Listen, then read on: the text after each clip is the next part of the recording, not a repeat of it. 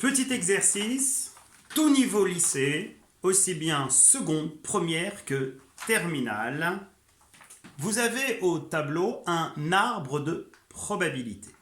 Alors, de manière assez rapide, en considérant les événements A, C et R, je vais tous, histoire de vous remettre dans le bain, non pas vous demander les valeurs que l'on va inscrire sur chacune des branches, mais vous demander à quoi ces valeurs correspondent. Celle-ci. Réponse. Parfait. Probabilité de A. Celle-ci. Super. Probabilité de A bar qui, comme vous le savez tous, ces deux valeurs sont liées l'une de l'autre par la formule qui dit que probabilité de A plus probabilité de A bar égale 1. Et de ce fait, si on connaît l'une des deux, on en déduit immédiatement la deuxième. Alors maintenant, si je vous demande la valeur, non pas la valeur, mais à quoi correspondrait la valeur inscrite sur cette branche ici. Et là, je sais, nul doute, que vous êtes quelques-uns à me répondre la probabilité de C. Or, c'est de toute évidence faux. Parce que comme vous pouvez le constater, pour atteindre cette branche, on est passé par celle-ci. Donc la probabilité qui est inscrite ici n'est pas la probabilité de C, mais la probabilité de C sachant A, que l'on va écrire sous cette forme. Pour la même raison, la probabilité inscrite ici est la probabilité de C bar sachant A. Donc, je vais réinscrire ici probabilité de A, probabilité de A bar. Et comme précédemment, ces deux valeurs ici sont liées, leur somme est égale à 1. Pourquoi? Parce que sous la condition que A soit réalisé, alors C est réalisé ou ne l'est pas. Donc pour la même raison, la valeur qui est inscrite ici correspondra à la probabilité de C sachant A bar, et celle-ci, la probabilité de C bar sachant A bar. Donc de toute évidence, il y a un lien entre ces deux, mais il n'y en a absolument aucun entre celle-ci et celle-ci, pour la simple et bonne raison que celle-ci est liée au fait que A est réalisé, alors que celle du dessous est liée au fait que A ne soit pas réalisé. Alors maintenant, la question que je vous demande, c'est à quoi vont correspondre les deux probabilités inscrites ici. Alors comme vous pouvez le constater, pour arriver à ce point, il faut être passé à la fois sur la réalisation de A bar, c'est-à-dire la non-réalisation de A, et la réalisation de C. Donc la probabilité qui sera inscrite ici est la probabilité de R, sachant quoi? A bar inter C, c'est-à-dire FC, et celle-ci, la probabilité de R bar, sachant A bar inter C. Alors, vous avez visualisé cet arbre de probabilité, je vais vous donner un exercice de circonstance et on va essayer de le faire ensemble. Alors, les lettres que j'ai choisies, à savoir A, C et R, n'ont pas été choisies au hasard. Les résultats viennent de m'être communiqués par une personne haut placée qui m'a dit que dans la journée d'hier, on a relevé les résultats suivants. Alors ne me demandez pas comment ils ont fait, peu importe, ce n'est pas le but de l'exercice. Alors A correspond à l'événement, la personne est sortie de chez elle munie d'une attestation. A bar, la personne est sortie de chez elle, c'est pas bien, sans attestation. C, la personne a été contrôlée. Bien sûr, pour être contrôlé, il faut être sorti de chez soi. On n'est pas venu chez vous toquer pour vous dire « Attention, avez-vous votre attestation ?» Et R, la personne était en récidive. C'est pas bien. Alors les résultats qui m'ont été communiqués sont les suivants. Ici, 0,8. Ici, 0,85. Ici, 0,25. Et ici, 0,9. Et on m'a posé une question assez simple, de compléter chacune des branches manquantes de cet arbre de probabilité. Ça, tout le monde le sait le faire. Et à partir de là, je vais vous poser diverses questions. Alors, compléter, je vais vous mettre la réponse, c'est très facile. Donc, ici, comme la somme des deux donne 1, donc ici on a 0,2. La somme des deux donne 1, ici on a 0,15. La calculatrice n'étant pas utile. Ici 0,75 et ici 0,1. Je sais bien qu'il y en a qui me disent « Mais pourquoi à ce niveau on n'a pas mis R et R bar? Pour quelle raison ?» Parce que si la personne a son attestation, elle a pu être soit contrôlée, soit pas contrôlée. Mais si elle est contrôlée de toute manière, comme elle avait son attestation, ça ne sert à rien. Elle ne paiera pas d'amende. Parce que l'objectif de cet exercice, c'est de savoir au final combien la personne qui est sortie de chez elle va devoir payer, histoire d'introduire les variables aléatoires. D'accord? C'est la même chose ailleurs, raison pour laquelle il y a seulement ici où il sera en cas de récidive parce qu'il n'avait pas son attestation et qu'il a été contrôlé. Alors, je vais vous poser diverses questions. La première des questions, est-ce que cet arbre vous permet de déterminer avec exactitude la probabilité que la personne ait été contrôlée, que l'on note P de C? Je vous laisse chercher. Alors, surtout, ce qu'il ne faut pas faire, et je sais bien que vous êtes certains à l'avoir fait, c'est de faire 0,15 plus 0,25. Alors, comment faire P de C?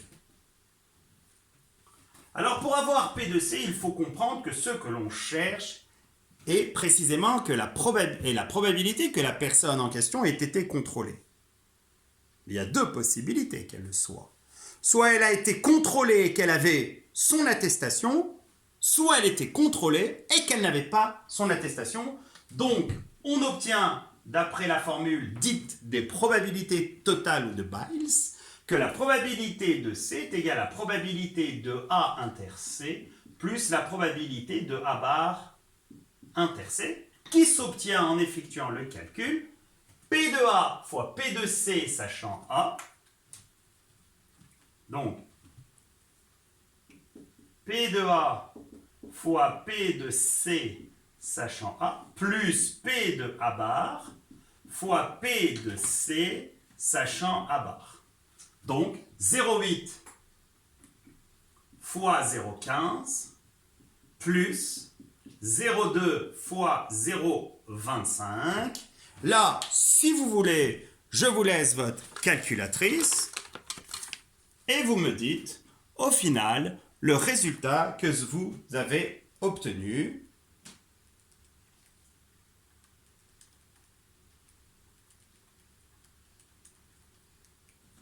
Donc, 0,17. Je vais le mettre de côté. La probabilité de C est égale à 0,17, c'est-à-dire brièvement que 17, dans 17% des cas, vous avez été contrôlé. Alors maintenant, la question que je vous pose, c'est quelle est la probabilité de R? Donc dans ce cas, quelle est la probabilité de R? Comme vous pouvez le constater, parmi les branches de cet arbre de probabilité, une seule amène à la réalisation d'être en récidive le jour du contrôle. Pas du contrôle de maths, hein, du contrôle de police. Donc ici, que peut-on dire de la probabilité de R? Probabilité de R est égale à probabilité de A bar inter C inter R qui s'obtient en faisant 0,2 fois 0,25 fois 0,1. Vous le faites soit à la calculatrice, soit en vous disant que 0,2 fois 0,25, ça donne 0,05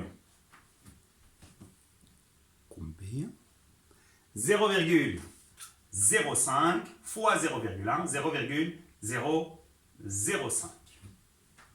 C'est-à-dire que dans 0,5% des cas, vous êtes contrôlé et en état de récidive.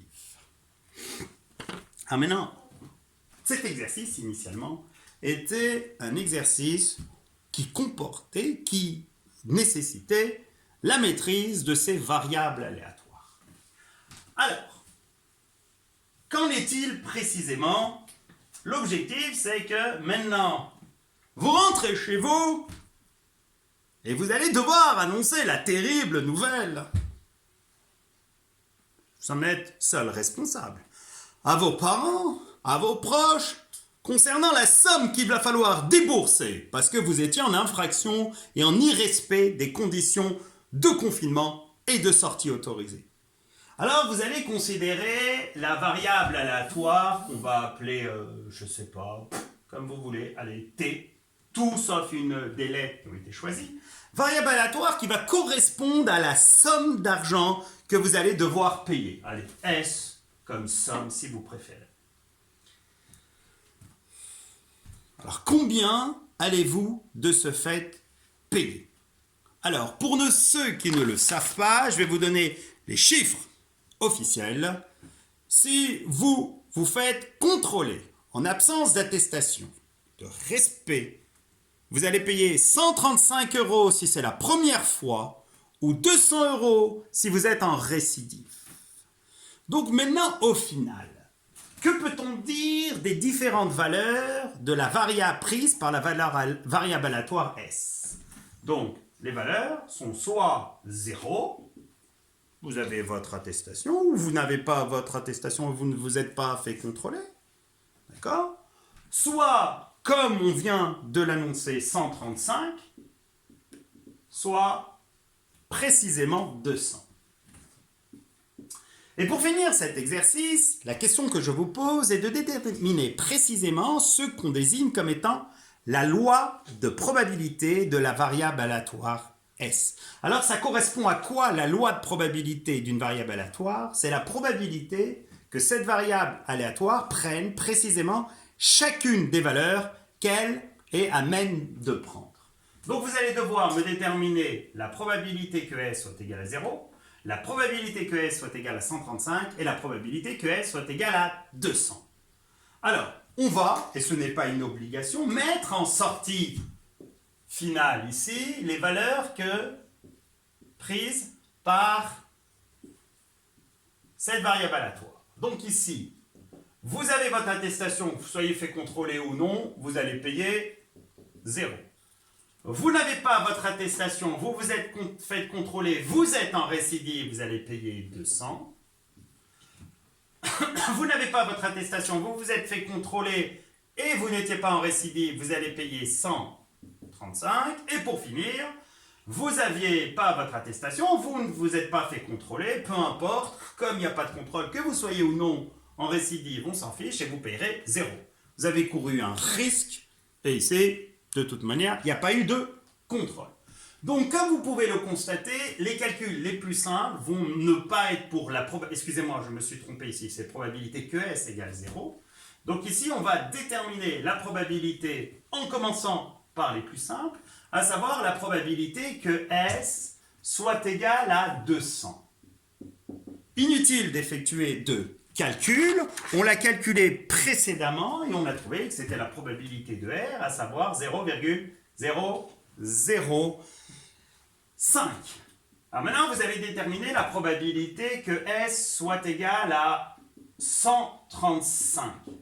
Alors, quelle est la probabilité que S soit égale à 135? C'est précisément 0,2 fois 0,25 fois 0,9, ce qui donne précisément, donc soit vous faites 0,2 fois 0,25 et vous trouvez le résultat, vous multipliez par 0,9 et vous trouvez 0,045.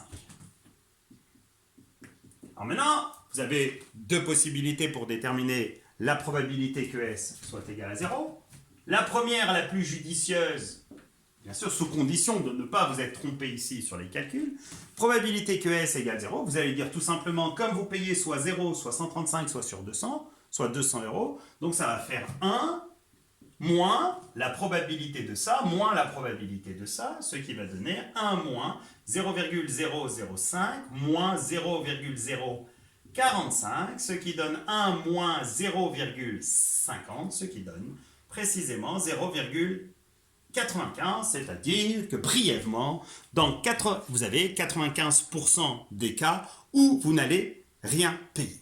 Et pour finir ce petit tuto, cette petite vidéo, on va déterminer ce qu'on désigne par l'espérance mathématique de S, qui signifie précisément combien, au final, en moyenne, vous allez payer la personne en question à payer.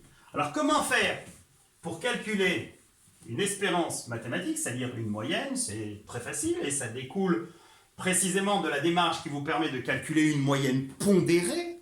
La formule ici, qui se justifie simplement, espérance de S, c'est la valeur que va prendre S, la première, à savoir 0 fois la probabilité que S égale 0, plus 135 fois la probabilité que S soit égale à 135, et pour finir, plus 200 fois la probabilité que S soit égale à 200.